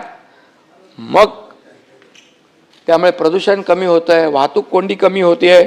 सिडकोच्या मेट्रोमधून 7,27,000 प्रवासी रोज प्रवास करतायत. इन्फ्रा प्रकल्पांना गती देताना राज्याचा महसूल देखील वाढवतोय. मी हे का सांगतोय? तुम्ही सांगताय काय केलं तुम्ही? काय फक्त भ्रष्टाचार केला, करप्शन केलं? अरे आमचं करप्शन नाही आहे, आमचं नेशन फर्स्ट आहे. आणि करप्शन फर्स्ट कोणाचं आहे? आणि म्हणून जे आम्ही केलं ते समोर आहे. आणि महसूल विभागाच्या बाबतीमध्ये अंबादास दानवे, आपले परिणय फुके, अरुण लाड, नीलमताई, प्रवीण दरेकर, मनीषाताई कायंदे, आपले परबसाहेब, श्रीमती चित्राताई वाघ, राजीव पोद्दार, सदाभाऊ खोत, संजय भेंडे आदी सन्मान्य सदस्यांनी महसूल विभागाशी संबंधित काही मुद्दे मांडले. मी या सभागृहाला विश्वास देऊ इच्छितो, महसूल मंत्रीकडे आहेत. शासनाच्या महसुलावर डल्ला मारणाऱ्यांना, शासकीय जमिनी बळकावणाऱ्यांना माफ नाही, बिलकुल नाही. मी या महसूल मंत्र्यांचं अभिनंदन करतो. हे फटाफट निर्णय घेतात, लोकांच्या फायद्याचे फास्ट घेत आहेत. आणि म्हणून हे सरकार महसूल वाचवणार आहे, भ्रष्टाचारावर प्रहार करणार आहे, दोषींना शिक्षा देणार आहे आणि जनतेच्या हक्काचं रक्षण करणारं सरकार आहे. अरे आमचा खुला किताब आहे. काय तपासा कधी चोपडी ओढून. जिथे सुधारणा आवश्यक आहे तिथे सुधारणा करू, जिथे कारवाई आवश्यक आहे तिथे कारवाई करू. 25 मार्च 2026च्या GR नुसार 1 जानेवारी 2011 पर्यंतची 1500 चौरस फुटापर्यंतची निवासी अतिक्रमण नियमित करण्याचं काम केलं, पण सरसकट पण नाही केलं आपण. त्याच्यामध्ये इतर कारणासाठी झालेली अतिक्रमणे तात्काळ काढण्याच्या सूचना देखील दिल्या. म्हणजे अतिक्रमणाला पाठीशी देखील नाही घातलंय. परंतु आता स्टॉप, थांबलं पाहिजे. हे निर्णय घ्यायला धाडस लागतं, इच्छाशक्ती लागते आणि म्हणून ते दाखवण्याचं काम आपण केलेलं आहे. आणि म्हणूनच या राज्यातल्या जनतेने लोक विधानसभा आणि त्यानंतर झालेल्या स्थानिक स्वराज्य संस्थांमध्ये महायुतीला भरभरून या ठिकाणी आशीर्वाद दिलेले आहेत. आणि म्हणून विभागीय आयुक्त, जिल्हाधिकारी यांना महसूल मंत्र्यांनी तिकडे आदेश दिले. स्टॅम्प ड्युटी रजिस्ट्रीतल्या अनियमिततेवर शासन कठोर कारवाई करते आहे. 1 जिल्हा 1 नोंदणीमध्ये जिल्हा स्तरावर दस्त नोंदणीचं सामायिक क्षेत्र करण्यात आलंय. काही गैरप्रकार निदर्शनास आल्यानंतर शासनाने खबरदारीच्या स्पष्ट सूचना दिलेल्या आहेत. महसुलातील गळती थांबवण्यासाठी शासनाने केवळ इशारे नाही दिले, तर प्रणाली सुधारणा करून गळती थांबवली आणि कार्यवाही देखील केली आहे. ही वस्तुस्थिती आहे. महसूल संहिता कलम 155च्या गैरवापराबाबत शासनाने अतिशय कठोर कारवाई सुरू केलेली आहे. आणि म्हणून मी आपल्याला अभिनंदन केलं. अहवालातील शिफारशीनुसार 13 प्रकरणामध्ये जबाबदार असणाऱ्या 15 अधिकारी कर्मचाऱ्यांना पाठवून टाकलं, सक्तीच्या रजेवर पाठवलं. सरकार अहवाल घेऊन बसत नाही सभापती महोदय, दोषींवर थेट ॲक्शन घेते. No reason on the spot decision. हे सरकारचं काम आहे, हे सरकार का काम आहे, सरकारचं काम आहे. अवैध उत्खनन, गौण खनिजांच्या अवैध वाहतुकीवर ठोस कारवाई. 1 एप्रिल 2025 पासून आजपर्यंत अवैध उत्खनन व वाहतुकीच्या एकूण 7,785 प्रकरणावर कारवाई केलेली आहे. 92,91,00,000ची दंडात्मक वसुली केलेली आहे. 4,349 यंत्रसामुग्री जप्त केली आहे. 1,685 फौजदारी गुन्हे दाखल केले आहेत. MPDA कायद्यान्वये 24 व्यक्तीविरुद्ध कारवाई केली आहे. अंबादासजी माझे मित्र, त्यांनी गेवराई बीड येथील घरकुल योजनेच्या वाळूचा गैरप्रकाराचा मुद्दा उपस्थित केला आहे. या प्रकरणी दोषी कर्मचाऱ्यांचं निलंबन केलं आहे. बरोबर आहे ना. तहसीलदार गेवराई यांच्यावर शिस्तभंगाची कारवाई देखील काय करता वाटतं. गरिबांच्या घरकुलासाठी असलेली वाळू जर कोणी लाटण्याचा प्रयत्न केला तर त्याच्यावर कठोर कारवाई केली जाईल, ही सरकारची भूमिका आहे. संभाजीनगर, बीड आणि जालना या जिल्ह्यामध्ये मुद्रांक शुल्कात 62 कोटींच्या घोटाळ्याचा आरोप आपण केला. परंतु मी आपल्याला सांगतो, वस्तुस्थिती अशी आहे, 2025-26 मध्ये छत्रपती संभाजीनगर विभागाला 1315 कोटी रुपयाचं टार्गेट दिलं होतं, पण प्रत्यक्ष वसुली 1254 कोटी झालेली आहे. त्यामुळे हा घोटाळा नाही आहे, हा इष्टांकाच्या तुलनेमध्ये कमी वसुली झालेला प्रकार आहे. बरोबर आहे. आणि म्हणून आपण ते व्हेरीफाय करून घ्या. राज्यातील कायदा सुव्यवस्थेबाबतीत देखील सन्माननीय सदस्यांनी काही प्रश्न उपस्थित केले. मी आपल्याला सभागृहाला सांगू इच्छितो, या राज्यातील गंभीर गुन्ह्यांमध्ये घट होती आहे. मे 2025च्या तुलनेत मे 2026 मध्ये दुखापतीचे गुन्हे 187 ने कमी झालेत. विनयभंगाचे गुन्हे 374 घटलेत. हे रेकॉर्ड आहे माझ्याकडे, तुम्हाला मी देईन, इथे माझ्याकडेच आहे. जबरी चोरी 271, घडफोडी 295 आणि चोरी 384 यासारख्या गंभीर गुन्ह्यामध्ये घट झाली आहे. गुन्हे उघडकीचं प्रमाण गेल्या वर्षीच्या तुलनेत निलमताई 3.12% वाढलेलं आहे. मे 2026 अखेर भारतीय न्याय संहिता आपलं नवीन झालं ना, या कायद्यान्वये एकूण गुन्हे उघड होण्याचं प्रमाण 82.4% होतं, ते आता 85.16% इतकं झालेलं आहे. मे 2026 अखेरपर्यंत सभापती महोदय 1,95,655 प्रतिबंधक कारवाया मोका MPDA अशा केलेल्या आहेत. नसरापूर येथील अमानुष घटना झाली, संपूर्ण राज्य हादरलं. सगळ्यांच्याच मनाला वेदना आणि जी काही भावना होती ती आपण सगळ्यांनी व्यक्त केली. पण या नराधमाच्या मुसक्या पोलिसांनी तात्काळ आवळल्या. फास्ट ट्रॅकवर खटला चालून 55 दिवसात आरोपीला फाशीची सजा सुनावण्याचं काम पोलिसांनी केलं. आणि म्हणून न्याय व्यवस्थेला धन्यवाद दिले पाहिजे, पोलिसांना धन्यवाद दिले पाहिजे. मुख्यमंत्री महोदय मॉनिटर करत होते, निलमताई गेले होते तिकडे, मी देखील DG SP यांच्या संपर्कात होतो. आम्ही सगळे लोक या केसच्या मागे होतो. आणि म्हणून पोलिसांनी जी दिवस रात्र मेहनत केली त्यांचं अभिनंदन केलं पाहिजे. ज्यांनी ज्यांनी या कामामध्ये सहकार्य केलं या सगळ्यांचं, DG असतील, SP असतील, पोलीस विभागाचे, फॉरेन्सिक विभागाचे अधिकारी असतील, यांना त्यांचं काय, आता आपण झालेली घटना अतिशय दुर्दैवी आहे. म्हणून अशा प्रकारची विकृत गुन्हेगारी मोडून काढली पाहिजे, चिरून टाकली पाहिजे, ठेचून टाकली पाहिजे, अशा प्रकारची सरकारची भूमिका आहे. आणि म्हणून लाडक्या बहिणींकडे वाकडी नजर करणाऱ्यांची गय या राज्यामध्ये केली जाणार नाही.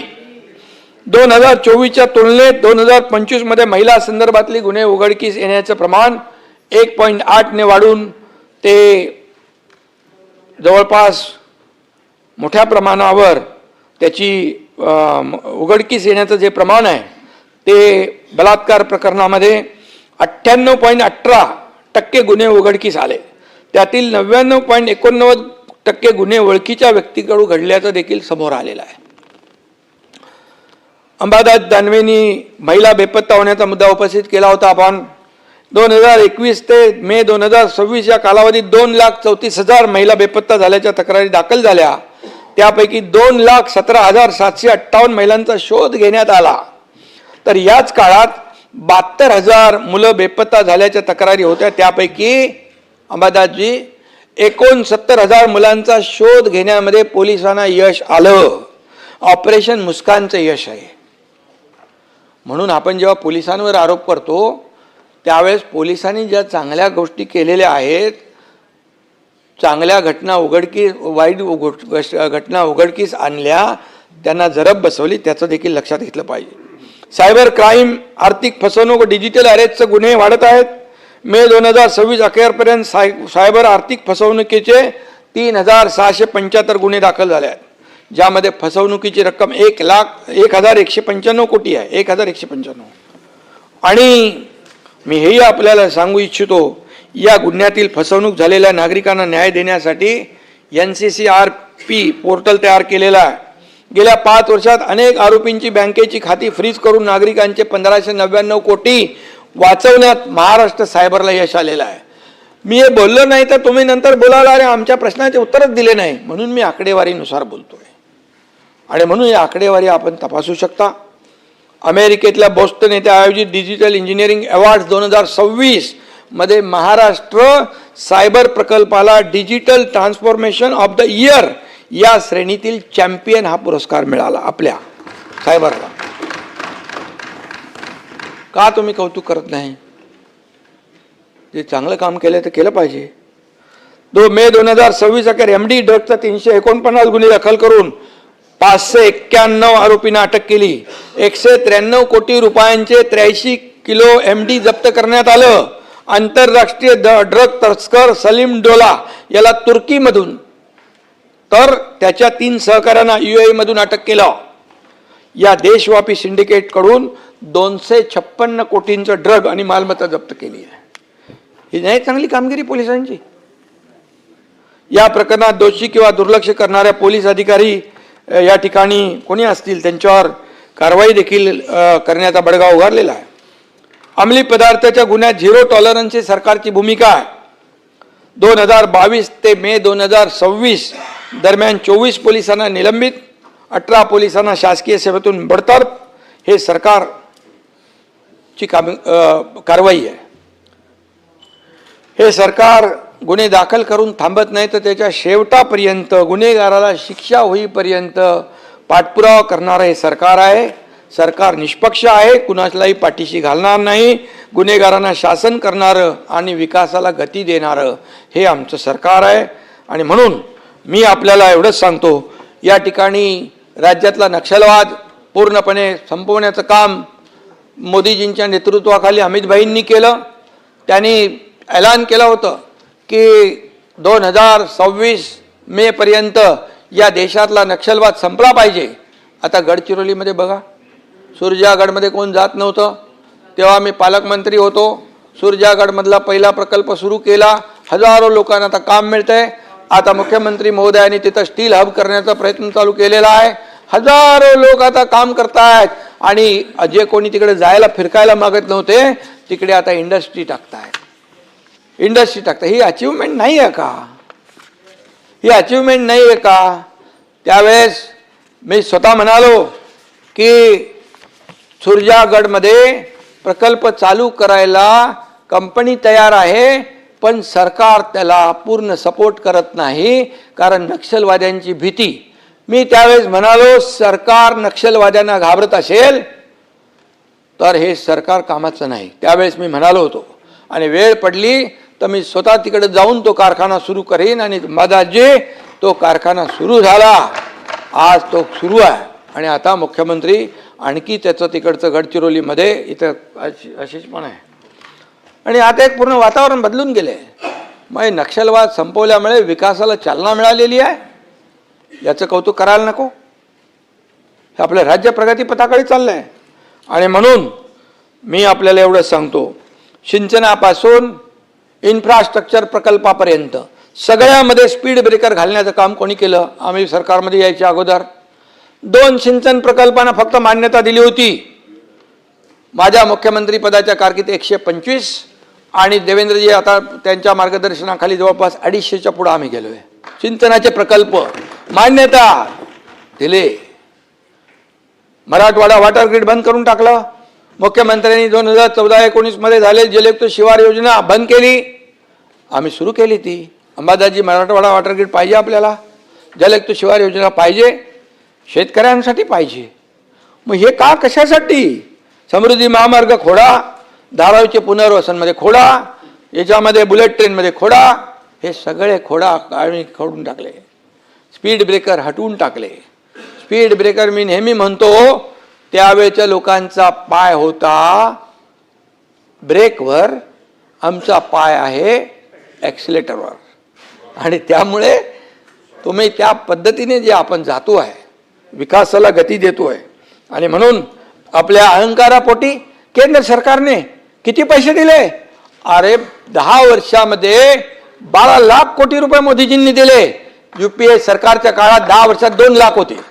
मग का आपण महाविकास आघाडीच्या वेळेस केंद्र सरकारकडे का आपल्या महाराष्ट्रासाठी पैसे नाही मागितले? का कमीपणा वाटला? का अहंकार? हा अहंकार बाजूला ठेवायचा असतो. राज्याचं हित डोळ्यासमोर ठेवून काम करायचं असतं. आणि म्हणून परवा देवेंद्रजींनी गेले तिकडे गुजरातचं आपलं 10 TMC पाणी, ते नर्मदेचं 10 TMC पाणी मंजूर करून घेतलं. त्याचा फायदा होणार नाही महाराष्ट्राला? हे काम नाही केलं आम्ही? हे सरकारचं काम नाही? आणि म्हणून मी आपल्याला सांगतो, चांगल्याला चांगलं म्हणण्याची शिकवण बाळासाहेबांनी दिली होती. ती आचरणात आणण्याचं काम आपण केलं पाहिजे. आम्ही करतोय, तुम्ही करा. आणि म्हणून या ठिकाणी घरं, परवडणारी घरं काय केलं?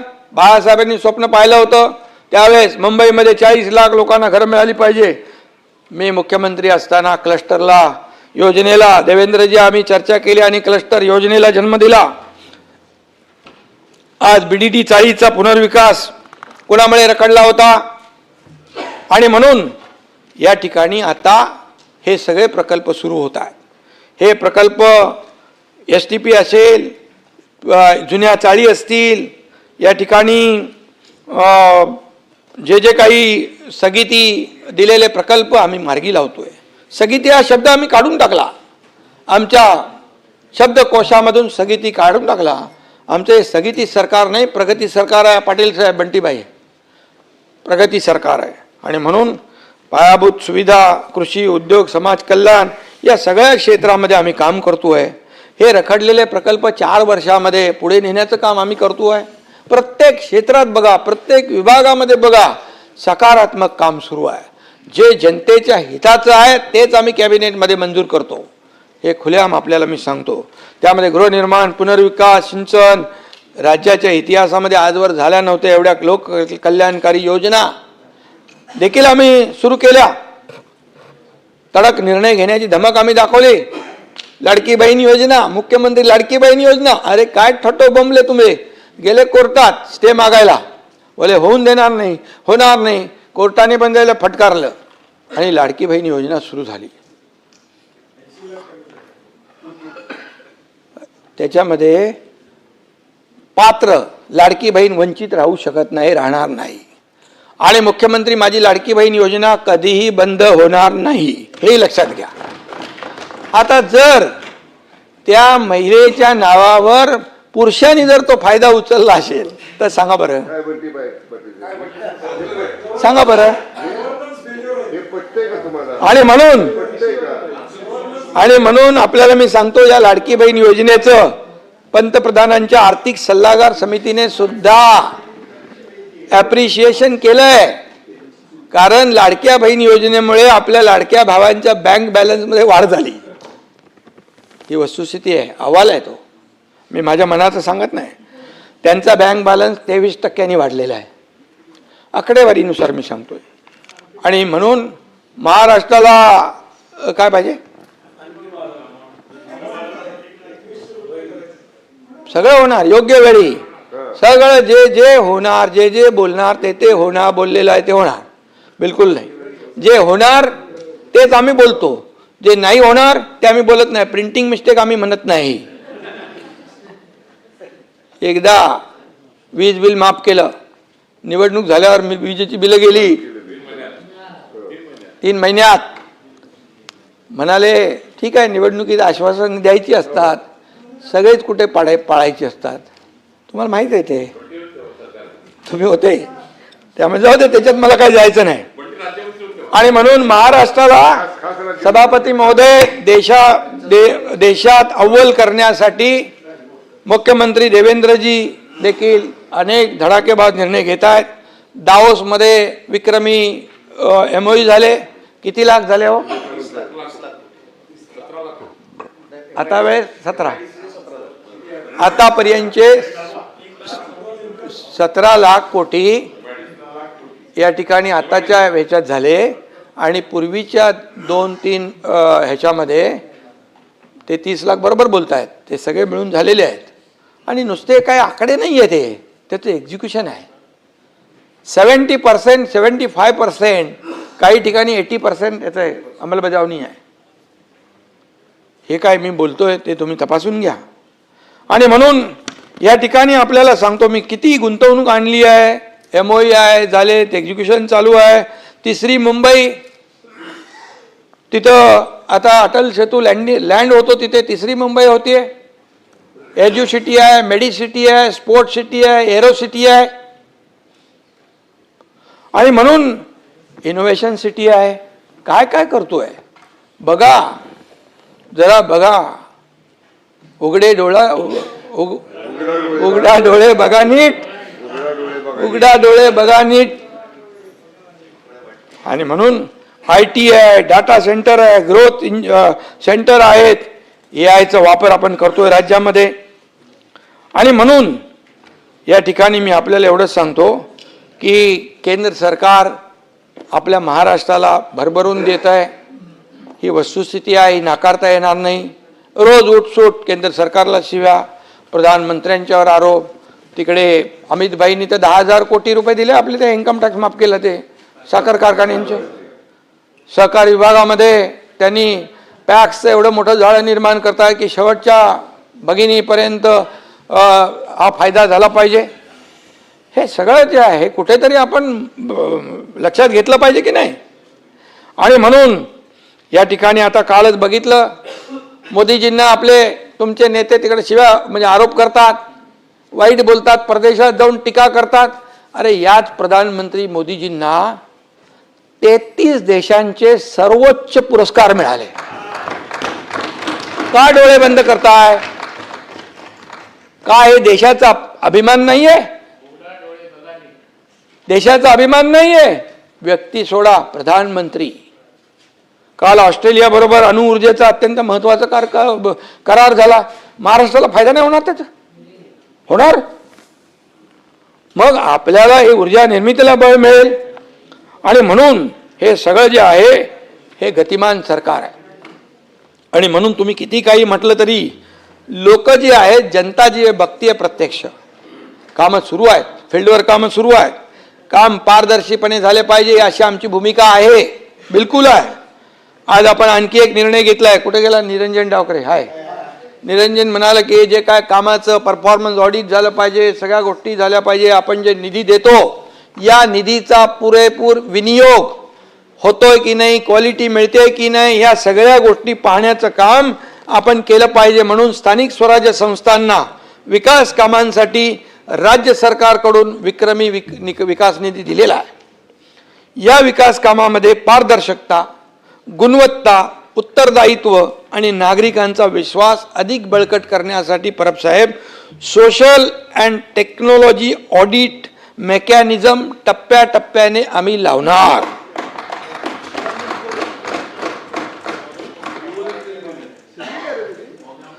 विकास कामांचे आर्थिक तांत्रिक प्रशिक्षण आणि कामाची क्वालिटी एवढेच नाही तर proper standards, time bound completion, physical progress, नागरिकांना मिळणाऱ्या सुविधांचा इम्पॅक्टचे स्वतंत्र ऑडिट होणार. सभापती महोदय, हे सगळं पारदर्शकतेचं काम आहे. या प्रक्रियेमध्ये geo tagging, GIS mapping, AI एनालिसिसचा वापर होईल. तसेच नागरिक आणि रहिवासी संघटना, स्वयंसेवी संस्था, तांत्रिक तज्ज्ञ, शैक्षणिक संस्था, लोकप्रतिनिधींच्या सहभागातून सोशल ऑडिट देखील होईल. माझा ठाम विश्वास आहे सभापती महोदय, हा एक ऐतिहासिक निर्णय साबित होऊ शकतो. अकाउंटेबिलिटी प्रत्येकाकडे राहील आणि क्वालिटी आणि वेळेवर काम पूर्ण करण्याची जबाबदारी राहील. केंद्र शासनाने जलशक्ती अभियानांतर्गत जल संचय, जनभागीदारी व कॅच द रेन 2026 या राष्ट्रव्यापी अभियानाची घोषणा केलेली आहे. सर्व स्थानिक स्वराज्य संस्थांमध्ये त्याची प्रभावी अंमलबजावणी केली जाईल. सभापती महोदय, याद्वारे पर्जन्य जल संधारण, भूजल पुनर्भरण, जलाशयांचं पुनरुज्जीवन, जलसंवर्धनाबाबत जनजागृती आणि लोक सहभाग वाढवला जाईल, त्या अनुषंगाने सर्व नागरी स्थानिक स्वराज्य संस्थांना विशेष जनजागृती अभियान राबवलं जाईल, जलसंवाद कार्यक्रम राबवला जाईल, कॅच द रेन मोहिमेद्वारे व्यापक प्रचार केला जाईल आणि जल संवर्धनाशी संबंधित कामांचं उद्घाटन, लोकार्पण, तलाव पुनरुज्जीवन, हरित क्षेत्र विकास तसेच आवश्यकतेनुसार स्पंज पार्क विकसित करण्याचे निर्देश दिलेले आहेत. पावसाचा प्रत्येक थेंब अडवा, जिरवा आणि जपा हा संदेश जनतेपर्यंत पोहोचवण्याचं काम महाराष्ट्र सरकार जल सुरक्षित व जल समृद्ध करण्यासाठी शासन करेल, अशा प्रकारचं या ठिकाणी मी सांगू इच्छितो. त्याचबरोबर एक राहून गेलं माझं, एक मूळ मुंबईकरांना हक्काचं घर मिळावं हे बाळासाहेबांची संकल्पना होती. आपल्या पुनर्विकास प्रकल्प मार्गी लावण्यासाठी आपल्याला काही ठोस निर्णय घेण्याची आवश्यकता होती आणि त्याचबरोबर मुंबईमध्ये डोंगर माथ्यावर जिथे लँडस्लाईड होतं त्या ठिकाणच्या लोकांना पण आपल्याला तिथून काढून शिफ्ट करून हक्काची घरं देण्याचा देखील निर्णय आपल्या सरकारने घेतलेला आहे. म्हणजे बाजूला असलेली SRA योजना, क्लस्टर योजना त्यामध्ये तिथल्या लोकांना समाविष्ट करून घेणे आणि त्यांना घरं देणे अशा प्रकारचं नियोजन देखील आपण करतोय. आणि आपल्याला मी अगदी थोडक्यामध्येच सांगतो की किती मोठे प्रकल्प आता जे रखडले होते 20-20, 25-25 वर्ष ते रखडलेले प्रकल्प आपण मार्गी लावतोय. गोरेगावचा मोतीलाल नगर पुनर्विकास प्रकल्पाचा प्राथमिक मास्टर प्लॅन तत्वता मंजूर करून त्याला LOI दिलाय.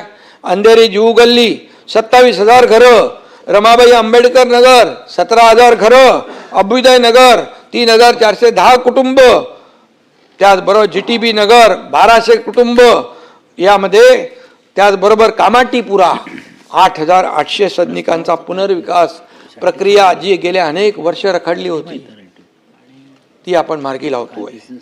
तिथल्या आमच्या माता भगिनी ज्या आहेत त्यांचं देखील क्वालिटी लाईफ त्यांना मिळालं पाहिजे, त्यांना मान सन्मान आदर त्यांचा जीवनमान बदललं पाहिजे, यासाठी आपण प्रयत्न करतोय. SVP नगर त्याचबरोबर ही सगळी जी काही घरं आहेत, आता जी घरं 300 फूट नाही, काही ठिकाणी तर 1,000 फूट आहेत, 1,500 फूट आहेत, मोठी पण घरं आहेत. नामजोशी BDD चाळीचा महत्वाकांक्षी प्रकल्प देखील सुरू होतोय. परंतु काही हे प्रकल्प रखडल्यामुळे जो मुंबईकर मुंबईच्या बाहेर फेकला गेलेला आहे, अगदी इकडे वसई, विरार, नालासोपारा, इकडे कल्याण, डोंबिवली, अंबरनाथ, बदलापूर, वांगणीपर्यंत गेलेला मूळ मुंबईकर पुन्हा मुंबईमध्ये आणण्याचं काम सरकार केल्याशिवाय राहणार नाही. आणि म्हणून फनेल झोनच्या बाबतीमध्ये देखील पुनर्विकासाच्या बाबतीमध्ये नगरविकासने निर्णय घेतलाय. काल देखील मुख्यमंत्र्यांनी त्याची बैठक घेतली आणि फनेल झोनचा पुनर्विकास देखील ही मुंबईकरांची डोकेदुखी आहे आणि म्हणून मुंबईकरांसाठी तो देखील न्याय देण्याचं काम आपण करतोय. त्याचबरोबर डिफेन्समधले रेल्वेच्या खाली असलेल्या ज्या काही झोपडपट्ट्या आहेत, मी स्वतः रेल्वे मंत्र्यांशी पियुष गोयल यांच्याशी बोललो जाऊन, आपल्या अश्विनी वैष्णव, त्यांना सांगितलं इतक्या वर्षापासून हे लोक राहत आहेत, तर म्हणाले DPR तयार करून आणा, आपण त्याला मान्यता देऊ आणि एक प्रकल्प आपण केला तर त्या धर्तीवर आणखी देखील प्रकल्प करू, त्याच्यामध्ये कायमची डोक्यावरची टांगती तलवार भाई निघून जाईल त्यांच्यावरती, तो देखील काम आपण करतोय. आणि म्हणून डिफेन्स आहे, CRZ बाधित इमारतींसाठी सर्वकष पॉलिसी आपण करतोय आणि म्हणून या क्षेत्रातल्या सर्व इमारतींचा पुनर्विकास रखडलेला आहे, तो पुनर्विकासला चालना देण्याचं काम आपण करू. काही लोक फक्त मराठी माणसाच्या नावाने गळा काढतात, असं नाही आहे. आम्ही करतोय, मनापासून करतोय. त्यांना पुन्हा मुंबईमध्ये आणणार आणि म्हणून त्यांच्या आयुष्यातला बदल घडवण्याचं काम देखील करणार. गिरणी कामगार सचिन भाऊ त्याचं एक करत असत प्रयत्न, गिरणी कामगारांना देखील घरं देण्याचा निर्णय भाई आपण करत असता. आणि वांगणीला जे जाणार आहेत ते, जे नाही त्यांना आम्ही मुंबई MMR मध्ये घरं देतोय, त्यामुळे तो निर्णय देखील झालेला आहे. आणि म्हणून या ठिकाणी त्यांच्या त्यांच्या जीवनामध्ये बदल घडवण्याचं काम आपण या ठिकाणी करतोय. आणि मी आपल्याला एवढंच सांगतो अंबादासजी, आणि आम्ही तोडायची भाषा करत नाही, आम्ही जोडायची भाषा करतो. आम्ही तुडवायला आलेलो नाही, आम्ही वाढवायला आलेलो आहे. समजलं की नाही? आणि आम्हाला हे विकास करायचा आहे, आम्हाला हे सगळं भानगडी करायचे नाही. आणि म्हणून आम्ही तिकडे लक्ष देत नाही, दुर्लक्ष करतो. म्हणून आम्ही एवढं काम करू शकलो, याचा आम्हाला अभिमान आहे. आणि म्हणून काय रोज काय काय भाषा देता, काय काय बोलता, तुम्ही नाही बोलत, पण काही लोक बोलतात काय काय, म्हणजे ते 4 वर्षापासून तीच भाषा आहे. मी त्याचा उल्लेख करू इच्छित नाही, परंतु शिंदे आहे मी, आणि बाळासाहेबांचं शिंदे बंद आहे, आणि त्याच्या माझ्यामुळे अनेकांचे वांदे देखील झालेले आहेत. आता कुठंतरी बघा, पहिले तर दारात नव्हते, पण आता घरामध्ये मिटिंगा होतात. याचं क्रेडिट मला देणार की तुम्ही? सुनीलला सांगू. आणि ठीक आहे, चांगलं आहे, करू द्या. 6 खासदार आले, स्वागत केलं आम्ही त्यांचं. का आले हे आत्मपरीक्षण करा. आणि म्हणून त्यानंतर भाऊचा धक्का आला, तो कुठे गेला? जोर का धक्का धीरे से. आणि म्हणून हे सगळं जे गमतीचं आहे. आणि म्हणून मी आपल्याला सांगतो, शिव्याशाप देऊन काही होणार नाही. तुम्ही स्वतः आत्मचिंतन, आत्मपरीक्षण करण्याची आवश्यकता. बघा, मी कधी कोणी काय बोललं तरी मी माझं मोजकं प्रतिक्रिया देतो आणि विषय सोडून देतो. मी त्याच्यामध्ये जर घुसलो तर काम होऊ शकत नाही. आणि म्हणून विकासाचा अजेंडा घेऊन आम्ही पुढे चाललेलो आहे. मी आपल्याला एवढंच सांगतो, आत्मपरीक्षण करा. सभापती महोदय, आपल्या माध्यमातून मी सांगतो, आत्मपरीक्षण करा. आणि एवढंच सांगतो जाता जाता, ए पत्थर दिल तेरा ये भरम भी टूट जाए. अरे क्या भाऊ का धक्का अभी आया क्या?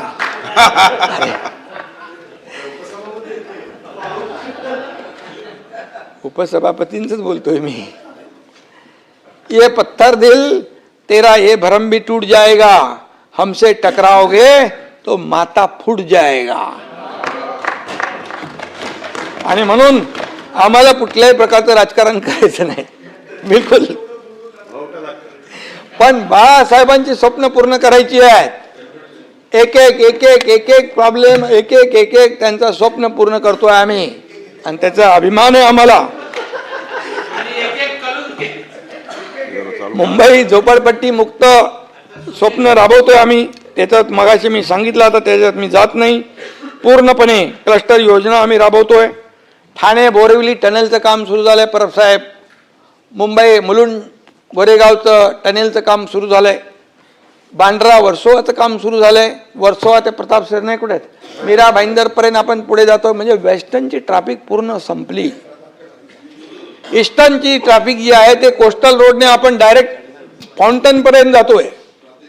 त्यामुळे हे जे आहे, हे आपण जे करतोय, हे प्रकल्प आहेत. धरमतर, कारंजा, खाडीपूल, रेवस रेड्डी, हे सगळे आता खूप आहे. मी जर बोलायला गेलो तर खूप मोठ्या प्रमाणावर, एक दिवस अख्खा पुरणार नाही.